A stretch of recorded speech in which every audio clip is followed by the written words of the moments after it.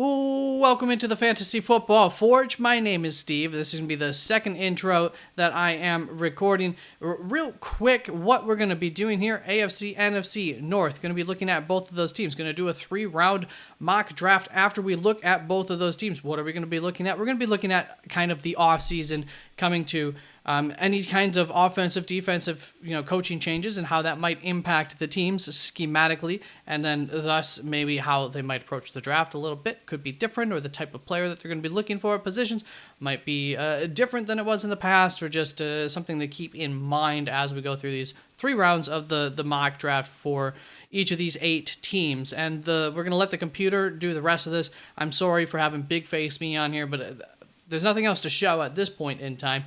Very shortly, we will be getting to the looking over the team needs and everything. So do please, let me know team needs, where you think I'm at on them. If you think I have something wrong, incorrect, whatever, just keep in mind that team needs does not always mean immediate need. For the most part, really, by and large part, to a surprising degree, actually, teams addressed immediate needs in free agency. A couple of teams might have created new needs, but about 31 out of 32 teams have fewer needs after free agency and less immediate needs, and they're pretty much ready to go with 1 or 2 more players that'll be making the field. Maybe 3 players that'll be in starting roles and then are currently expected to be starters on their rosters. That's kind of the reality of it. So I think that is enough. Let's get into the NFC, AFC North. We're going to start with the AFC North. I'm going to go bye-bye.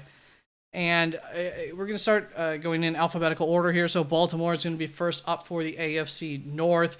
Here you go. You can see I have the draft picks up there, first, second, third rounder. So as far as capital goes, we're at an even amount of surplus, the expectation. And you can see some of the key additions, like I may have said in the intro, depending on which intro I chose to play. I did not include the subtractions from teams, guys who have left on here. That is for a few reasons. Sorry, it probably would have been better with that. But there are the additions, and at the end of the day, those are some of the needs. Now, when we look at the staff changes here, they lost defensive coordinator Mike McDonald, went off elsewhere. I can't blame him. Probably expecting the defense not to be as good under Zach Orr, but Zach Orr was an internal hire. He was previously their inside linebackers coach. So there should be, to some extent, I'm not going to say a seamless transition, but the transition should be easier than somebody, coming in from the outside. And ultimately, the play calling is probably going to be the biggest difference, I would think. For the most part, scheme philosophy is going to remain somewhat the same, at the very least, than it was under Mike McDonald. And then, as you can see, I have the needs: offensive guard, wide receiver, edge, cornerback, offensive tackle. There is the biggest needs. When I have a little dash like I do, or a straight bar, not even a dash, that's kind of where I'm saying there's a bit of a tier drop-off or whatever to the next set of needs. Some teams have 1, like the Ravens here. Other teams, I might have like 4 separations. And I'll try to bring you along on any that are special. But yeah, safety, linebacker, they can get away with what they've got there. Definitely less immediate than these other positions for the needs. Let's move on to the Cincinnati Bengals, who, as you can see, capital-wise, a decent amount of capital. So if somebody that they really like in this draft requires them to trade up in the first round, second round, they have the capital to be able to do that. So that is something I will keep in mind. A couple of things with the key additions here and the needs. I still have tight end as the top need for this team, even though they did bring back Drew Sample, brought back Tanner Hudson. Great, like both of them. But you can do better than that. They do have Mike Gesicki as the receiving tight end. That's great for a year, but there's no succession plan, and ultimately, normally tight ends do take more than a year to develop. So get a guy in now if possible. There's not too many great options in this draft, unfortunately, so we'll see about that. But then you'll see down there I have linebacker, high end. Sometimes I do point out that essentially the Bengals, I think, would be fine going into this season with what they have at linebacker. But if they could get some sort of guy who they think has a chance of coming in and immediately producing at the position and being high end, that would be of help. But they have other needs too, so it's kind of I would say not the likeliest scenario. Now, this doesn't mean don't go ahead and get a linebacker in the 6th round or something like that, but you're not going to be trading up for a linebacker in the 5th round because, oh my God, it's a need, and we're worried that, so-and-so is going to go off the board. They have the ability to be patient on that position. And then a little bit of internal edge rusher there needs as well. They did lose offensive coordinator Brian Callahan from last season, and they hired Dan Pincher. This is going to be another internal hire. He was the quarterback's coach for the past 4 seasons for the Cincinnati Bengals. Dan was a quarterback himself. So once again, I think we're going to see, as far as the philosophy goes, not much of a change, maybe even more pass happy. You get a quarterback who's been a quarterback's coach as of recent.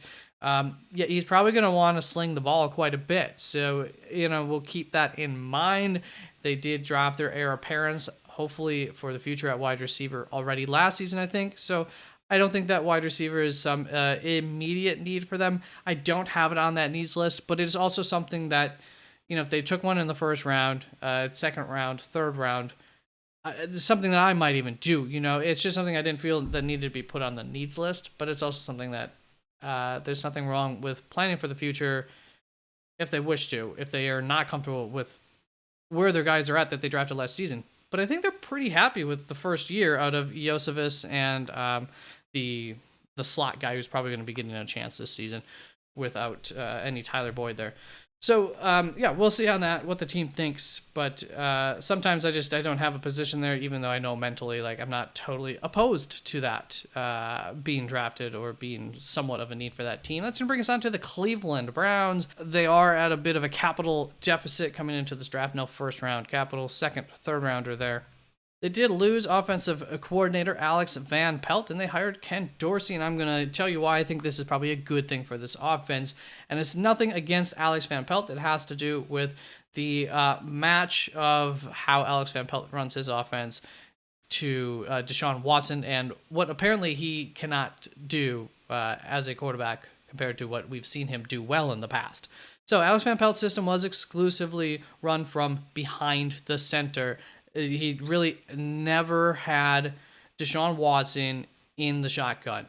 And Ken Dorsey has utilized a very effective shotgun RPO game. Think, the Buffalo Bills in recent years with Josh Allen and how that has worked. That is we're much closer to what we've seen from Deshaun Watson when he's been most successful.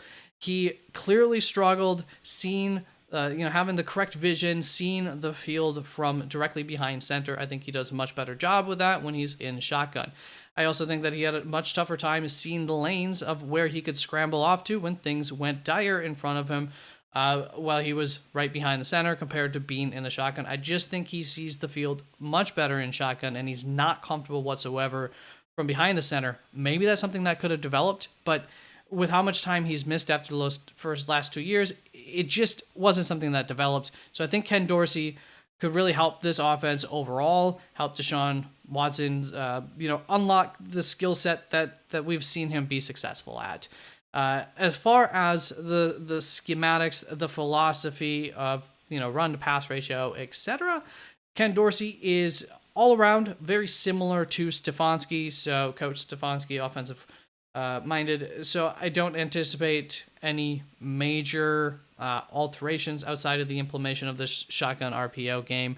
Just more shotgun, but other than that, philosophically, probably a pretty similar offense that we've typically seen from Cleveland over the recent time period. Run heavy, run first kind of mentality. Then you see some key additions there. Brought in a couple of running backs. That's nothing that's going to impact them looking to the future where Nick Chubb is no longer the running back, which is, I don't think, an answer that they have currently. Maybe. So not a high need, but that's where I have that second group of needs there, the running back, cornerback, offensive guard, safety. Look, Cleveland is one of, I would say, top 4 teams or so in terms of a ready-to-go roster, holeless roster, etc. It is a very complete team for the year of 2024. That is a fact. Other than that, I have offensive tackle at the top of their needs, and they're pretty good there, so that kind of tells you what I think about the needs of this team. But all those top 5 positions there, offensive tackle, edge, wide receiver, linebacker, interior, are very close to each other in terms of how big of a need they are or not for Cleveland in my book. So let me know what you think about that. I know some of you are probably going to think linebacker should be at the top of that list or something like that. And maybe interior defensive line shouldn't be here because you can see Maurice Hurst, Quinton Jefferson, Shelby Harris all joining. I believe a couple of other guys that they already had. But I still think long term and even there's something that they might have a room for one more guy there. But maybe not. Maybe I should have taken that off that list. So let me know there if I need to reevaluate that spot too. I might just do that on my own here. If I remember to. Steelers up on the board next. Not on the board, but looking at them. So draft capital wise, looking pretty decent. Got the first, got the second, and then a couple of third rounders. So that's good.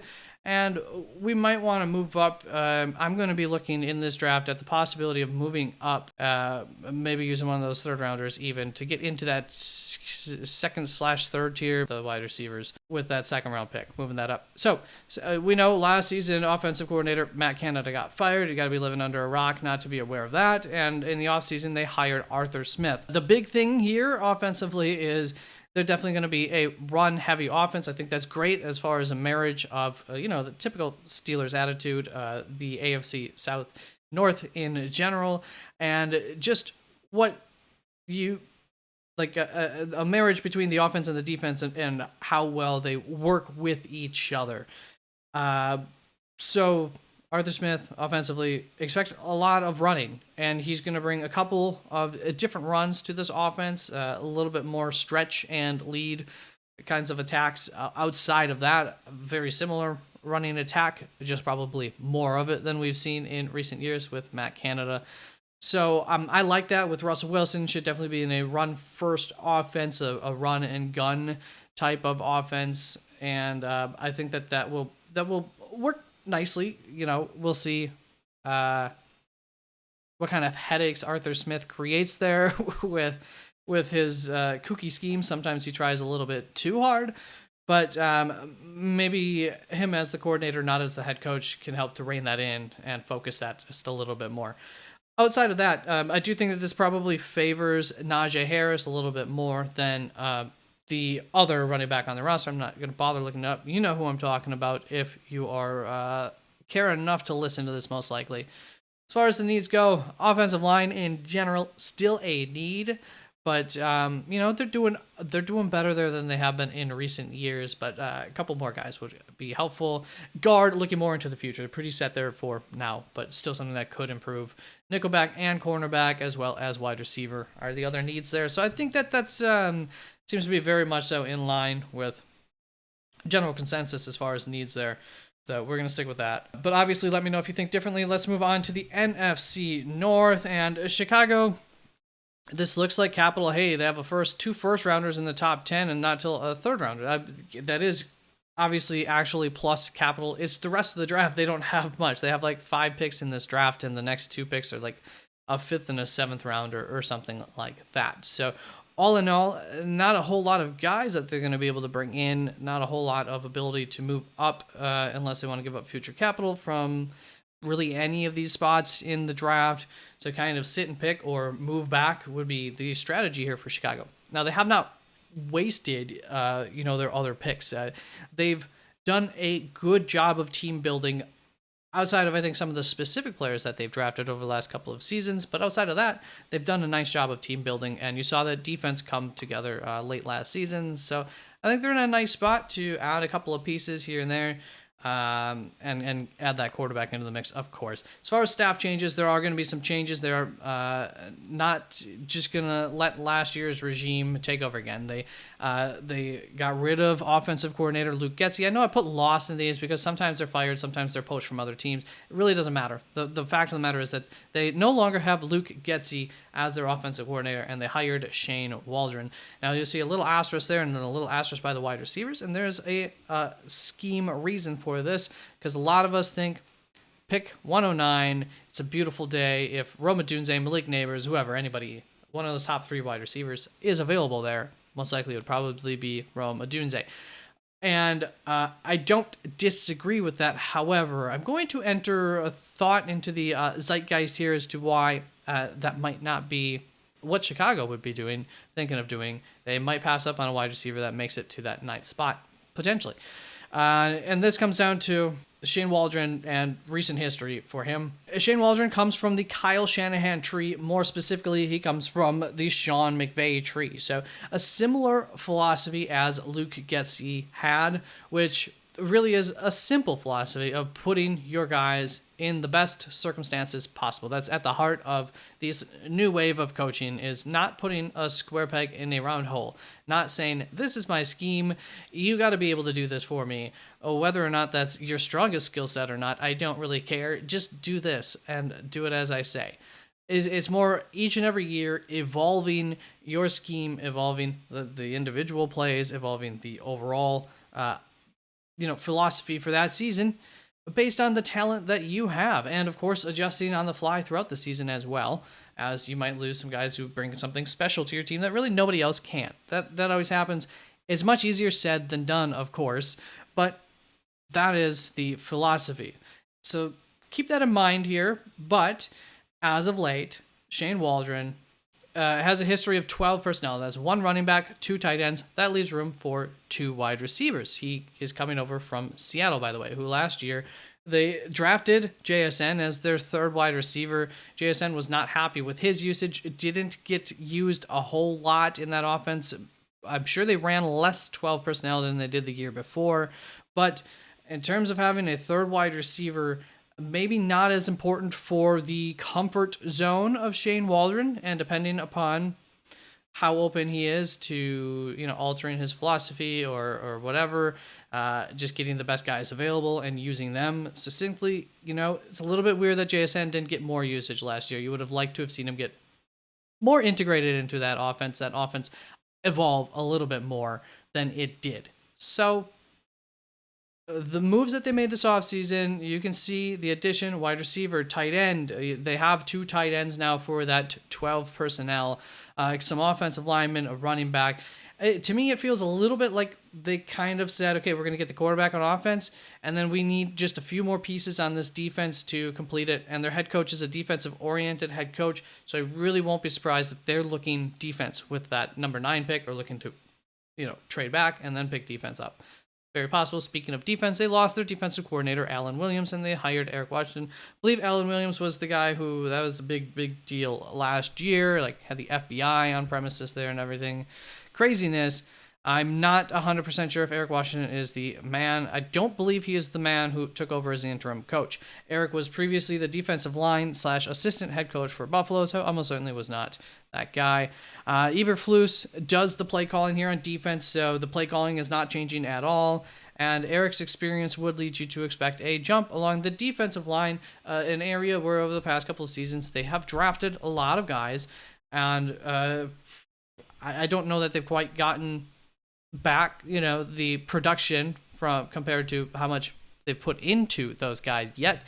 But Eric should be somebody who can come in, coach up that defensive line, somebody who also used a heavy rotation there in Buffalo, and Chicago used a heavy rotation under Eberflus last season. So that should meld nicely in terms of philosophy there and keeping that defensive rotation. So I do think if you look at the needs, that there is still room for another 2 guys really along the entirety of that defensive line, edge rusher being a bigger need, but along the interior, probably not going to be a big concern internally, because they did just spend a decent amount of draft capital on that spot specifically last offseason, and those guys are still developing. So that is something to keep in mind in terms of thinking of what the team needs are.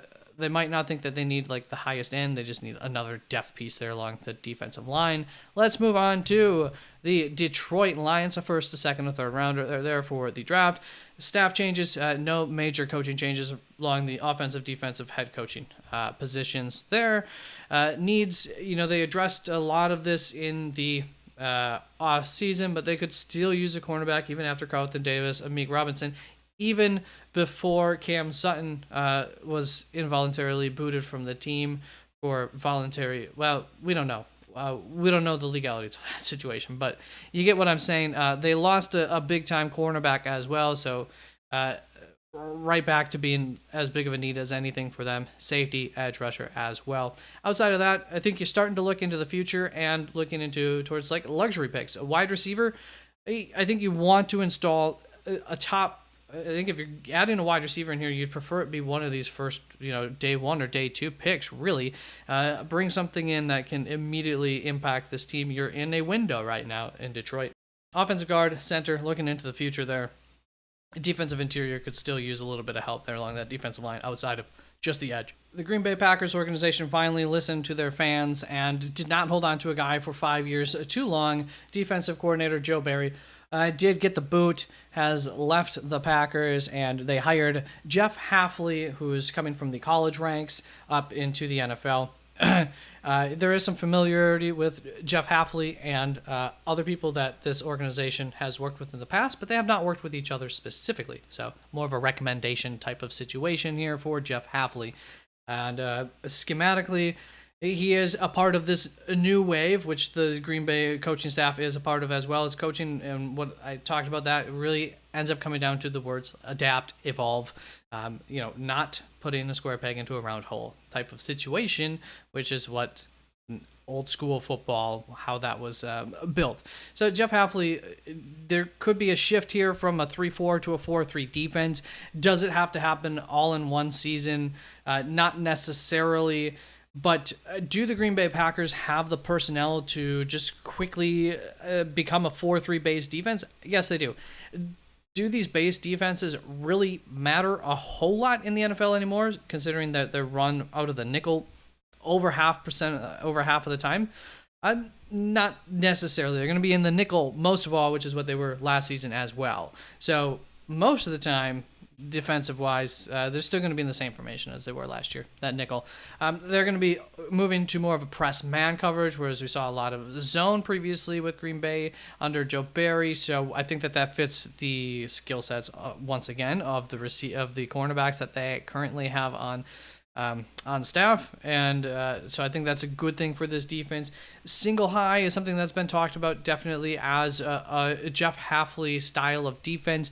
He did move to more two high shell types of defense last season than he had prior to that historically, and he also has said something about the single high just kind of being due to the hash marks in college. It's a little bit easier to run, and he's also stated that his single high at the end of the day runs quite similarly to like a cover 2 shell, so operates similarly to that. So I'm not putting too much stock into that, but Xavier McKinney can, when they are doing true single high stuff, Xavier McKinney can do that. So as far as the safety goes, we're not necessarily looking for a true single high kind of safety. If they have the ability to play from single high, that does not hurt. But they need another safety there, and I don't think that they, whereas prior to Xavier McKinney, I thought we were looking for specifically a guy who can run out of the single high. Don't think we're looking for that anymore. Xavier McKinney can handle those duties. You can see the team needs here: safety, guard. It's one of those top 4 teams as far as completeness. And you can see all of the capital that they have: 2 seconds, 2/3, a first. If they have targets, they can definitely move up twice in these 3 days. I think I did that in my 2.0 mock draft with them. It doesn't look as pretty as coming out with 5 guys, but coming out with some future capital and then whatever. I needed to see one more round of that draft to see if I would have liked how that worked out for the Packers or not. So less trading up almost certainly in this mock draft for every team, because I'm just I'm going to be simming through it, but I do have the sim set to slow, so hopefully I'll get a good idea. Be able to pause and just quick gather, do I want to do any changes.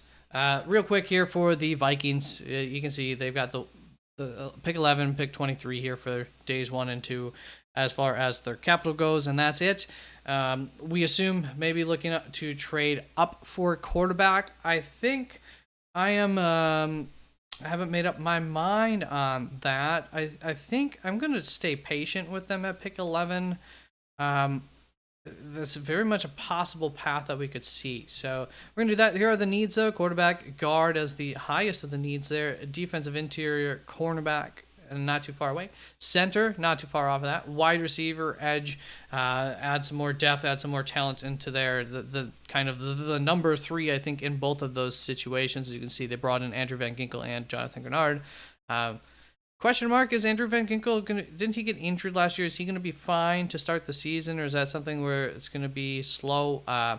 If you hear this in the comment and you know the answer to that, let me know in the comments. I can't quite recall. And then running back, I think, is something that is just looking into the future. One of those later round guys to hopefully draft and develop. Could be something on the radar here for Cincinnati, but for Minnesota. But we don't need to worry about that.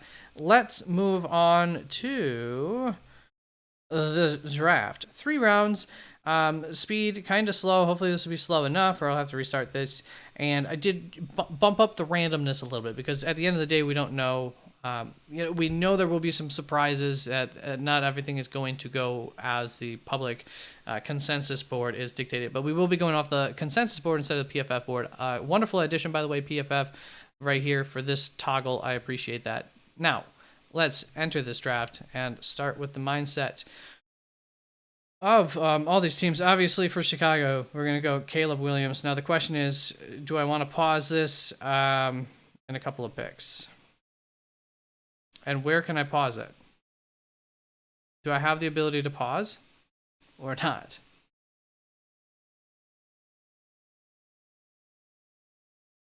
I think I need to restart this whole thing. Okay, so we've seen Caleb Williams at pick 1, of course. Drake May, Jaden Daniels, Marvin Harrison. We're seeing this go to normal. We know that the computer is not going to be able to make trades, so that kind of stinks. But I'm going to take the chance here that New York's not looking to come up, that we're not going to get jumped by Denver. Gonna risk it here for Minnesota, and let's just keep going here. Malik Neighbors, JJ McCarthy does go, so that's not perfect, but there could be a plan here for Minnesota that maybe they plan on staying at picks 11, 23, and they have kind of 2 plans of action here that could work out for them. That does bring Chicago up here. I'm just gonna listen to this for trade. So you're saying and traded all the way back to 38. With Tennessee, I mean, you want to pick 38. We've got Joe Walt. Oh. Well, is that why we think Joe Walt, why Tennessee wants to come up here? Okay, so that was interesting. We're going to say that Tennessee does not want to jump all the way up here for what that would cost them after they did take offensive line there. So we're stuck here. No other trade offers. Like I said, I think I'll do what I want to do or what I think will be done, depending on the pick. Just for interest's sake here, I'm going to say that Chicago really is willing to pass up on Rome Odunze here. And then...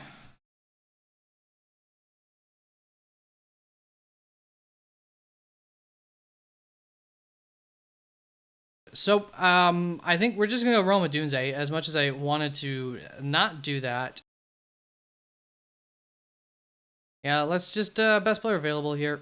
That's not on the offensive line. Oh my gosh, is the random too random? Graham Barton going to the New York Jets. Hopefully this will all even out by the time we get into the second round. Otherwise, I'll have to turn down the randomness. We'll see where this is at in the second round. I might have to just redo this. Minnesota Vikings on the clock at pick 11. Joe Alt's going to be off of the board. And as far as other offensive linemen that I would be wanting to take, they would be there. So let's see. For Minnesota. All right, so I pulled up the offensive line here for Minnesota. So as you can see, we've got our decent center in Garrett Bradbury that we could definitely improve upon. We got Ed Ingram at guard, and then no snaps last season for either of these two. Been in the league for a couple years, 3 years. Blake Randall, 163 snaps last year, been in the league like 4 years. There's Blake's career grades. So not too jacked up about that. Henry Bird, newer guy. I'm not familiar with that name. Must have been an undrafted free agent, I'm pretty sure.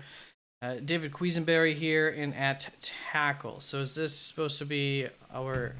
Yeah, it's 2013. He's not a long-term solution. And they've got him as the backup. They don't even have him coming in to help out at guard or anything like that. So yeah, Minnesota definitely like has a hole along their offensive line right now, which you never really see get addressed in the first round of this draft. But we don't have any picks for a long time. You can always get guard, sure, later in the draft. We're going to pretend Joe Alt is not available. But Taliasa is a guy who some teams view as a guard. At the end of the day, we're not even necessarily saying for sure that Fuanga is going to be our guard, but best 5 offensive linemen on the field, we'll figure it out. Let's do it. I'm going to do that for Minnesota. I think just looking at the big need there and the fact that J.J. McCarthy did get taken by the New York Giants, those jerks, that we're just going to have to go this route. I was looking to see if Brock Bowers might have made it here to like Seattle, would have gone that route here with Cincinnati, but I don't think there's anybody to trade up for. That's the really annoying part about this, which makes it hard to do trade ups. I can't look at who's available. It's an absolutely annoying PFF. If you could fix that, that would be great. All right, so we finally see Joe Alt go here at pick 17 to Jacksonville. How exciting. I did turn up the random. Wanted it to be kind of random. Don't want it to get that crazy. But we can figure out some of these situations. The Bengals are on the clock. You know, if you remember my needs, I do have cornerback as a big need. Do you disagree with that? It's my second highest need. So DJ Turner, this is his second season, didn't have a studly first season. Mike Hilton does good. I think he's still under contract for some time. I don't think we have to worry about that. So Cam Taylor-Britt that's the weakness there. Let's see how we graded out last year. I don't hate Cam Taylor-Britt, but yeah, 62nd, about you can improve, that's for sure. Between DJ Turner and him. Do you just go right back to it? As far as BJ Hill, Sheldon Rankins can get you through another year. It's a little bit harder to get high-end talent along the defensive front than it is to get a cornerback later in the draft. So actually, let's stick with the interior. A little less creative, but we'll see how that goes as far as a cornerback maybe later on. And Pittsburgh comes up onto the board. This is like a dream, right? I don't need to look at the needs. It's a pretty sweet deal if Quinyon Mitchell is still available. He's my number 1 defensive player in the entire draft. And that's going to bring on, so Kool-Aid McKinstry, Cooper DeJean going there. It's going to bring Minnesota is going to have Bo Nix available to him here if they want. And that was the plan. That was the backup plan. So we are going to go with that, bringing the Green Bay Packers up on the board. Internal defensive lines, not at the top of my list. In fact, it's at the bottom of my list of needs, but that doesn't mean we could not go that route. Cornerback's also down there for that. And running back, all positions that I'm fine with drafting, but in part, I'd rather draft a high-end one than just a mediocre one if we're going to go that route. Offensive line, Amarius Mims still being available is all very juicy. Nate Wiggins still being available, Dallas Turner still being available, all juicy options for the Green Bay Packers. Dallas Turner's not really the fit for Green Bay, so I'm going to scratch him off. Boy, oh boy. We want to play press man. I don't think we want Nate Wiggins to be getting up there in press man, but Green Bay definitely likes their athletics. So in that sense, they would like Nate Wiggins. But I think the defensive coordinator might say, maybe not so much. Which kind of brings us to, I think it would just be Amarius Mims at this point, or trade back. I mean, I'd be willing to trade back with you at 34. They're New England. All right, so we got 720 points. Green Bay 560 from New England. That leaves us with 160. Is that right? 660, 720. Yeah. Which Marines about pick 86, or what is that? A mid third rounder. We could instead get 68 and give them. There we go. I'm just going to do this, whatever. It's not a big deal. This is within range, as you can see, of what it would roughly take to make this happen. So New England's going to be moving back a couple of picks here to come up 9 picks. I would assume for a quarterback, but maybe not. Let's find out what they came up here for. Marius Mims. All right, that makes enough sense. What did they do in the first round? They got quarterback, right? All right. Fair enough. I love Marius Mims. I think he was worth a trade up at that point in the draft. Dallas Turner, Xavier Worthy, Xavier Legette going off the board. Interesting. That's going to leave some wide receivers, huh? For Detroit, who we very well, I would be interested. Adonai Mitchell.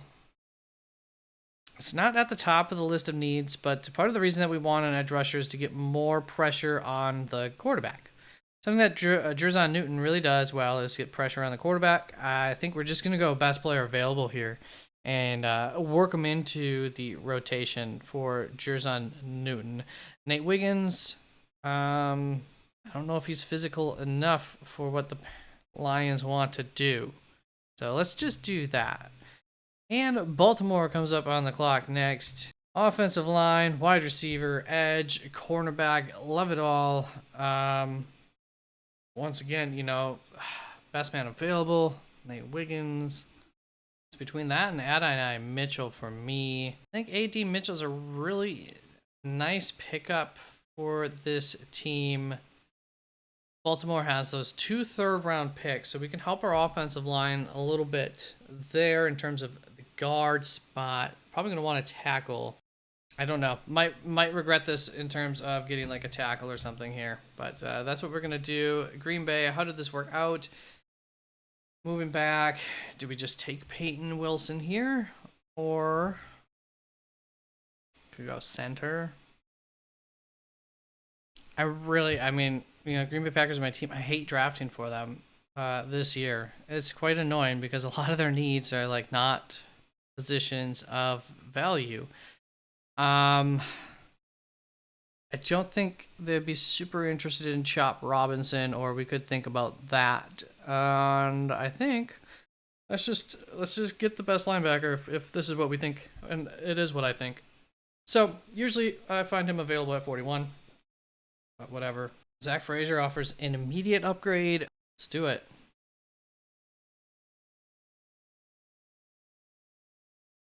So in the first round, we went interior of the defense for the Bengals, thinking about going cornerback at that point. TJ Tampa's sitting right there. I do like that. Otherwise, offensive tackle still a definite need. Linebacker, of course, high end would be the only want for that. Who's looking to trade up? Pick 56. I don't know though. I think cornerback's worth it. Or Jatavian Sanders, very common here. He's still available. It depends what you think of these guys. I'm gonna go TJ Tampa. I've got him higher up my board as well. So for Pittsburgh, we went Quinyon Mitchell at pick 20. Felt very good about that. Still gonna need. Wanted to trade up wide receiver. Forgot to look into that. Yeah, Jermaine Burton we're not touching. There's no chance. Not only does he kind of give you the same thing that you've already got at your number 1 wide receiver, but he's also has the same kind of, well, maybe worse, attitude issues. That you just don't want to bring that into that locker room again already. Well, you already have the other distraction at wide receiver anyways. Seems like a lot, which is part of why we wanted to move up. Now, Devontae Walker, don't hate here at pick 51. Could look into trading back, but there's a few teams that might want wide receivers coming up. I wonder, could we get, like with Buffalo, pick 60? Can Pittsburgh get up to pick 60 with what they have? 84, 98, a future fifth. Yeah, I know that works pretty right on value wise. Just gonna do that, hoping that Devontae Walker makes it to 60. We'll undo the trade if we need to. So, Pittsburgh has decided to go. I think it's fine to go Patrick Paul here, Dominic Pooney. I love them both. Kieran Almagaji right up there. Okay, so I'm thinking Patrick Paul might be a little bit of a stretch. So the question is do we want to go best player available over that? And I don't think we're out of bounds here in taking Patrick Paul or your favorite of those choices there for Pittsburgh. Cleveland on the clock next. Linebacker, interior defense, I believe.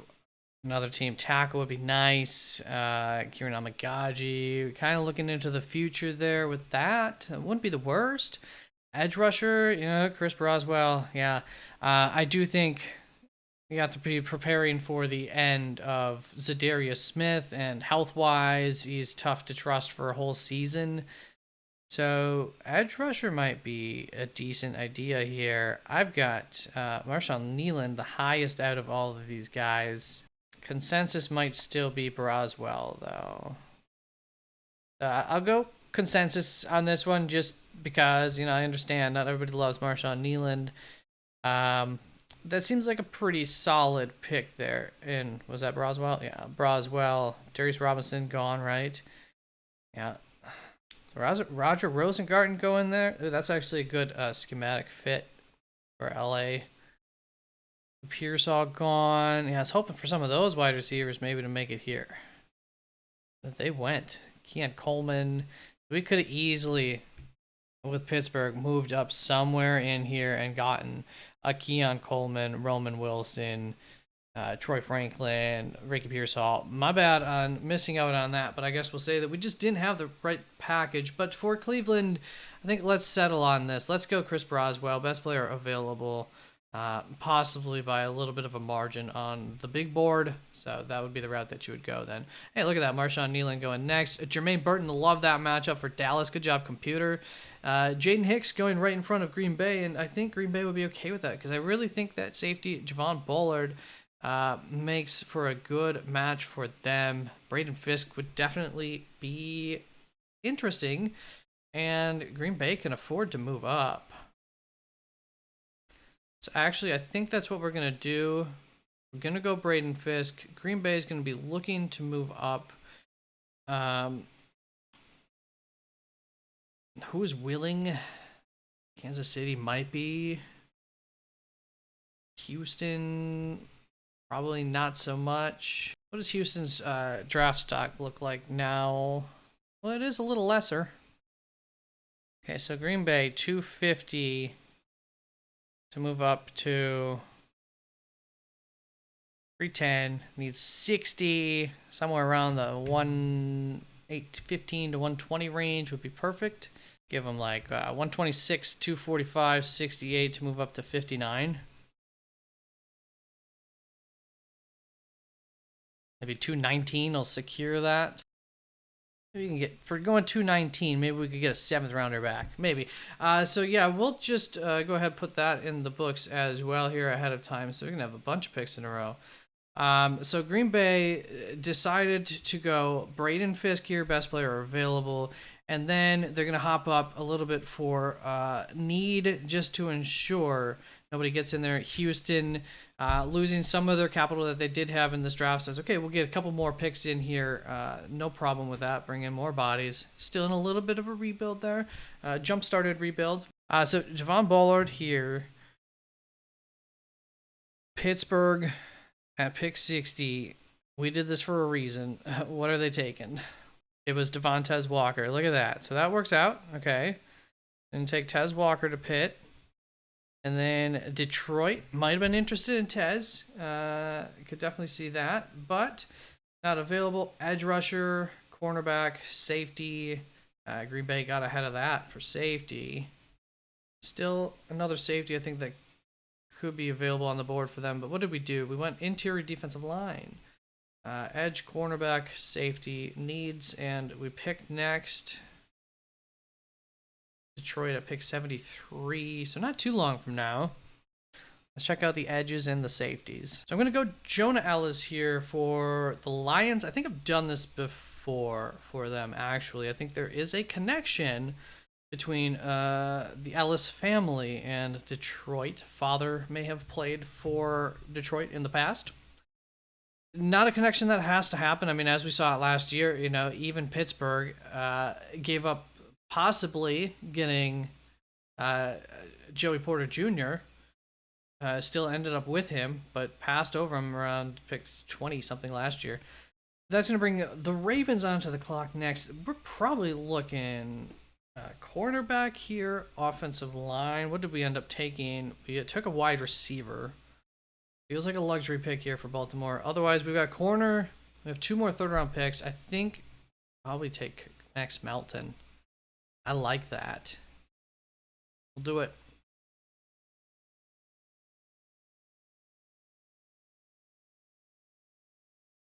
Bernardo Green is physical.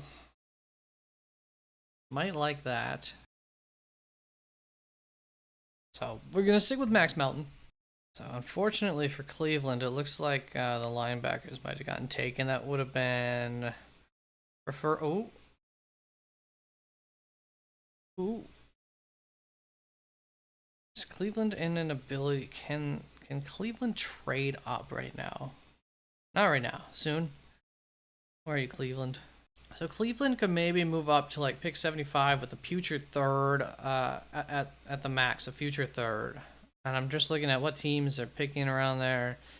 Who would be willing to move into the future, to move back? I don't know. Who would we have to jump if we're Seattle? It's probably the target. Or Cincinnati when we get there. So I'll see when we're at Cincinnati what we're thinking there for Cleveland. Well, Cleveland and Cincinnati are not trading with each other. Okay, so we'll worry about that when we worry about that. Detroit back up on the clock here. Taking Jonah Ellis, Jerzon Newton. Probably gonna go cornerback. Could go like a Christian Haynes. No trade offers. That's a shame. This is such a reach compared to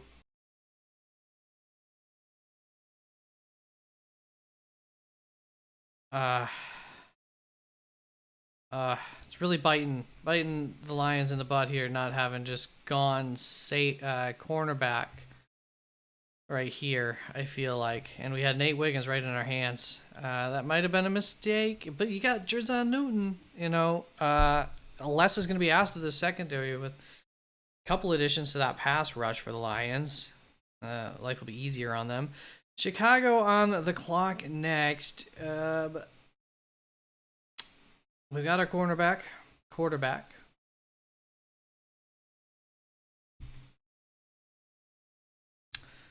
Got a wide receiver. We could use an edge rusher. Could you, like Christian Haynes would have been nice if he would have fallen. Center. We are in round 3. Cedric Van Pran is on the menu at this point. Interior defensive lineman like Travondre Sweat. Ooh. Wouldn't that be sexy? When do we pick again? Not forever. Huh. Well, I think Tavondre Sweat's going to be ahead of the edge rusher, so we got here. Yeah. I think Chicago would jump on this. Tavondre Sweat. Saturday we can trade back a little, but that's not even a little. It's not like we're wretched at edge. Let's do it. Pick up. We figure it out. Tavondre Sweat will give us some internal pressure as well too, for edge or for rush. Okay, so the question is going to be, first of all, so close.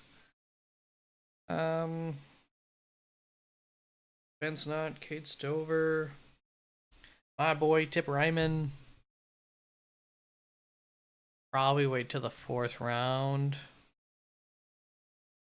Or here, or that. Okay. All right, so linebacker's still available for Cleveland to trade up with Seattle. Possibly. We'll see what that takes. See if Seattle's open to that in a moment. Cincinnati back up on the clock. I think we probably get tight end with our next pick. So we're really looking at offensive line. We did shore things up for this season. Kyron Amagaji is a somebody we're not really hoping to have to rely on this year, at least not early on in the year. Still has some growth to go, but there's a lot to like about him. So I think that's going to be the route that we're going to go there. That actually doesn't work out too terribly. Kyron obviously, falling compared to consensus on him, which was 75 actually. Not too bad. So I think that works out decent for Cincinnati. I was a little worried there for the route that I went. Crud. I didn't end up doing the trade, but we didn't have to. Anyways, got lucky enough. Jeremiah Trotta, I think you are be at Cleveland. I'm not even gonna look around. That is it for Cleveland. We're gonna get you a linebacker there to start to get into the system. Green Bay Packers on the clock. They've had some picks. And they still have... This will be it. So they got Braden Fisk, Javon Ballard, safety, interior defensive line. Zach Frazier, very much interior. They got a guard spot. They have a center spot just waiting for him. I really don't think they need help at tackle, but they do like to draft tackles anyways and put them in places. Peyton Wilson, we had traded back. That's right. Linebackers. We got a lot of needs addressed. I think for decent value. Packers, what do you want? Nickelback, center, linebacker, guard. Could go another offensive lineman in general. Edge rusher prospect. I know I've done that in the past. A running back. Trey Benson sitting there. Running back of the future. Sure is a luxury pick. I don't know that the Packers would do that. But I might. Mason McCormick is definitely a guy that teams like Green Bay would be looking at.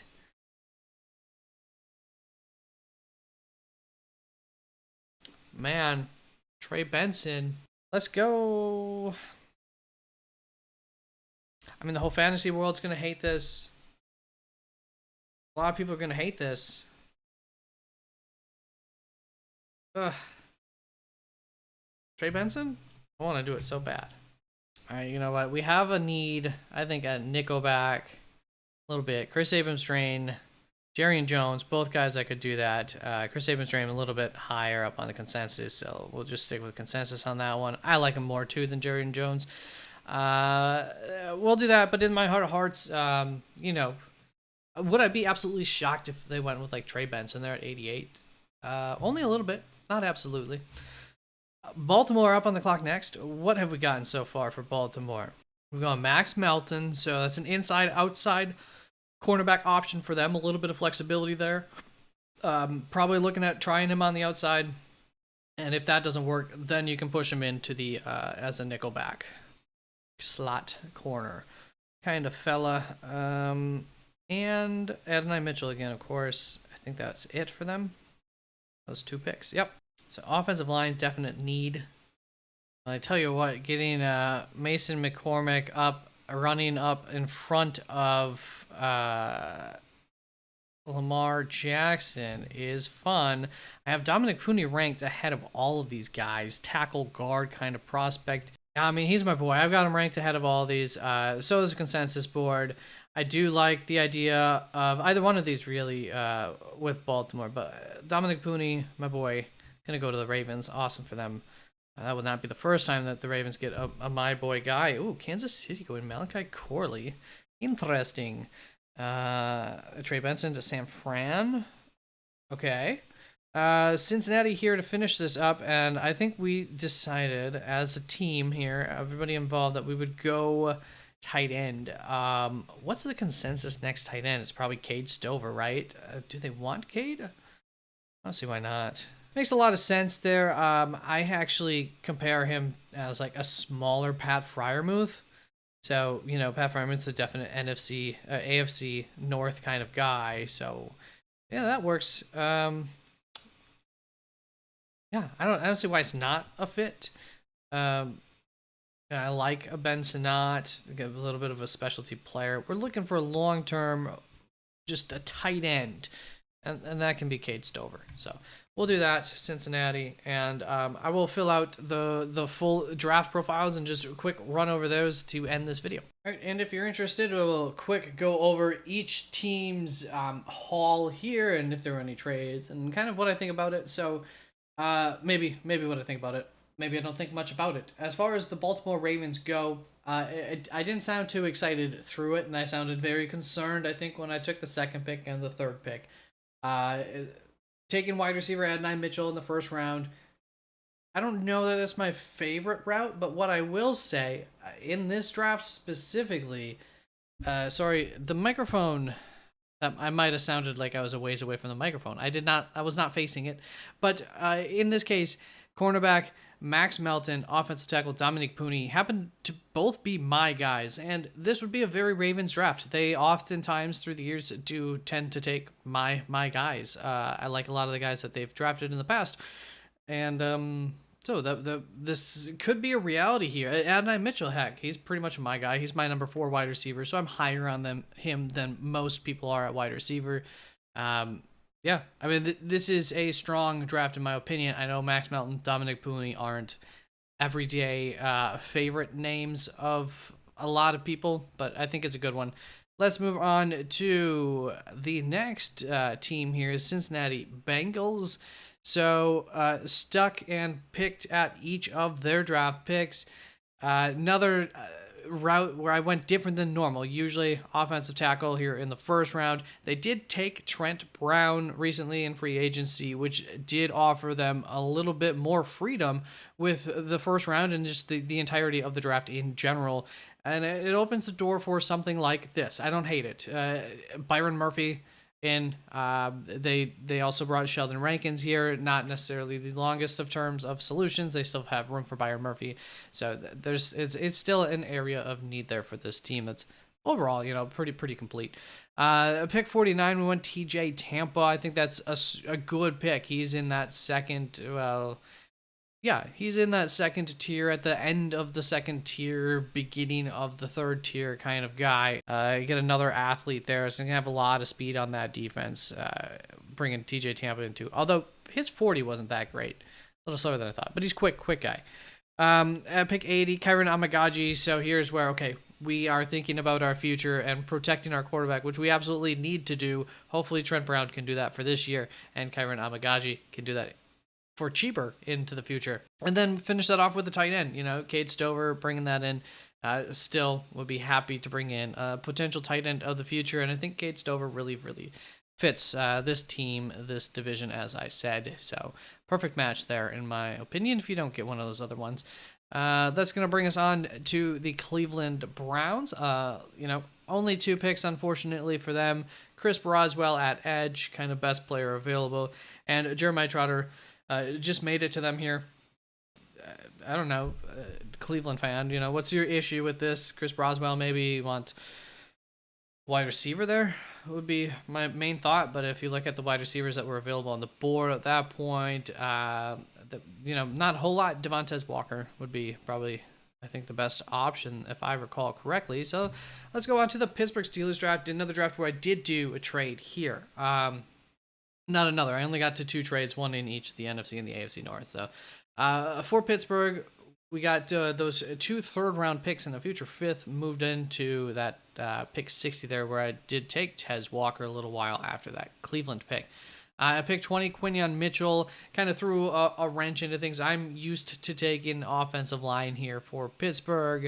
It's a little bit out of my element here. Unfortunately, that maybe, unfortunately, I actually like Patrick Paul a fair bit. I have him kind of at the top end of this next tier of offensive linemen after the big, well, I would say second tier. There's kind of, I'd say Joe Alt's in his own tier. Then there's a big second tier. And then there's a third tier. Most people don't have Patrick Paul at the beginning of that tier. Probably have him at the end of it. But, and it's a smaller-ish tier. I like Patrick Paul enough. Maybe not as much of an immediate impact player, though, as we would like to bring in.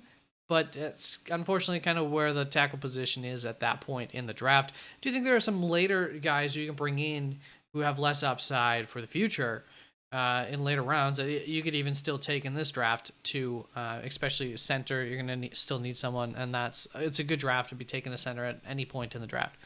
So not too concerned about that. I guess I forgot to put the fact that Devontae Walker's a wide receiver, but yeah, wide receiver there then with that third pick. It did, give up a bit of capital to get up there, but at the same time, that was a big jump up to, luckily you had those 2 third-rounders that it didn't cost too much, ultimately, either, to get up into pick 60. So, Pittsburgh, if this was the draft, how do you feel about that? Might not fulfill all your dreams, and it depends what you think of Quinyon Mitchell, but to me, that's a darn good find there. Now your secondary is set for a long time. At least your CB1, CB2 are set for a very long time. Patrick Paul, I think, in short order, will be a great tackle for you as well. Let's move on to the Bears draft. Unfortunately, really couldn't figure a way out of that 9th pick, and I think that could be a reality for the Bears, depending on how the draft begins. Of course, if Joe Alt is still available at pick 9, I mean, heck, you might take him, being the Bears. But also, definitely somebody would be moving up for that. But we don't expect that. Pick 1, Caleb Williams. No surprises here, Rome Odunze. And then with that 3rd round pick, I really like this the more that don't even think it took me very long to think about it and ruminate on this. But T'Vondre Sweat to the Bears, I think, is a very, very nice match and would be an excellent addition to a rotation that would now be complete there on the interior of that defensive line. Late 3rd round there, I think it's a pretty darn good, or mid 3rd roundish to early. Still, T'Vondre Sweat's a guy who earlier in the process, I thought he could go at the end of round 1. More I thought about it, he not playing all 3 downs kind of prevents you from being taken in the 1st round. But a 2nd round guy, very possible. Get him here in the 3rd round. Love it. So that was part of that for you, Chicago. Let's move on to the Detroit Lions draft. Jerzon Newton at pick 29. So here, it's pretty obvious. What are we missing here is secondary. Now, we did get Jerzon Newton, Jonah Ellis. That's going to make things a lot easier, life easier for our secondary when we're able to get this pass rush going, which we should be able to get this pass rush going pretty easily now between Jerzon, the guys we've already got on the roster, Jonah Ellis, kind of a pass rush specialist. So that helps alleviate the need a little bit at cornerback, and you brought in some mediocre guys. So life could be easy enough on them that they'll perform. The other thing here, cornerback is a position that you can definitely find good guys later in the draft. So it's not over here. Probably going to take 2 pot shots at that cornerback again here in this draft to try to improve the overall performance of that position throughout the entirety of the season. But yeah, it kind of stinks. And at the 3rd round pick here for Christian Haynes, it was between taking a guy who was falling to you or reaching for a cornerback. And I felt there's enough of a need looking into the future, fits the profile enough here of a Lions draft anyways, that Christian Haynes made a lot of sense. You get a very good player in him. And once again, he would have been reaching for cornerback, so maybe you can put a little bit of capital in and get one of the next cornerbacks off of the board. There's still some really good ones there that would be starting on day 3. Or, like I said, just take a pot shot. There's a lot of them. Take a couple of guys that you like, and one of them will probably turn out to be pretty decent. That's going to bring us on to the Green Bay Packers draft, where I ended up with 2 trades because, trading back there gave me more capital. It just made it all the more easy to move back up again, because that's already something that we're thinking of doing. And moving back from that first round pick, it just really depends on the board, and I did not like the board. Saw that there were a couple of offers, went for it, and so ended up taking Peyton Wilson a little bit earlier than I normally would, but got Peyton Wilson there. Zach Frazier, center, I think something that the Green Bay Packers would be open to improving. Not necessary in this draft, but because of the capital that they got here and who's on the board, you go for it in Zach Frazier. Then pick 58 there, we get Braden Fisk. I am a Packers fan. The Packers take Braden Fisk.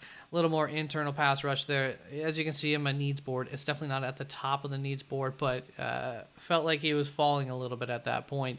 And you can never have enough pass rush. And I think that the Packers kind of feel that way too. So he'll be a part of that rotation there. And then pick 59, one pick after that, we did see somebody on the board that fit more of a need that we wanted in Javon Bullard. So maybe we go Javon Bullard. I think we felt it was easier to trade up for Javon Bullard than it would have been easier to trade up for Braden Fisk. Is ultimately more of a demand for Braden Fisk than Javon Bullard was kind of my thought process in the order that I took those two, even though I did the trade at like the same time. And then I think I pushed Chris Abrams' drains a little too quickly there. Thought about it a little bit more. Double-checked my notes on him. I don't know that he's a fit for the Green Bay Packers system. Jarian Jones would be much more physical, man-to-man press kind of guy. And if they thought that that's too early for Jarian Jones, they still could have gone for a cornerback on the outside, on the perimeter, in Renardo Green. And that's going to bring us on to, I believe, the end of this with the Minnesota Vikings, who stuck and picked. I thought there was a chance that McCarthy would fall, and he did not. The New York Giants, I did see that they had quarterback at the top of their needs. So with how I had the settings, there was a decent chance he was going to go. But there's a chance, I think, that the Vikings are more patient than those top 6 picks. And they're looking more like at Tennessee to possibly move up for, if depending on the cost of things earlier. I'm sure there have been talks with everybody, but I just wouldn't be ultra surprised if they end up sitting around a little bit, not trading up, into that top 5, I suppose, for JJ McCarthy. It feels like you're giving a lot up for JJ McCarthy. I like him and all, but give up capital and move them, and then the capital that you don't have being the Minnesota Vikings. I don't mind something like this. We were thinking, this was very popular back maybe a month out from the end of the season or so. It was incredibly popular, the mid-20s, to put Bo Nix to the Vikings. So I'm kind of bringing that back into style here. And then, as I pointed out in the draft, Falunga, I thought, I believe I said this, we'll get the best 5 out on the field and figure it out, being the Minnesota Vikings and that offensive line. Bringing Talisa Falunga in there, but no doubt he'd be a great addition. Maybe not the perfect fit for needs, but also I think he's going to be a great guard. He also could be a tackle, so maybe you're underselling that. But put him into a tackle position in the future. We see this all the time with guys come in. Expectations are they are this position, that position. And sometimes they end up at that position, sometimes they don't. That was it. So thank you very, very much for tuning on in, and I wish you the best. I appreciate you, and I'll see you with the next video. We'll go from the north to the east. We'll just go in clockwise order of the compass. All right, peace out.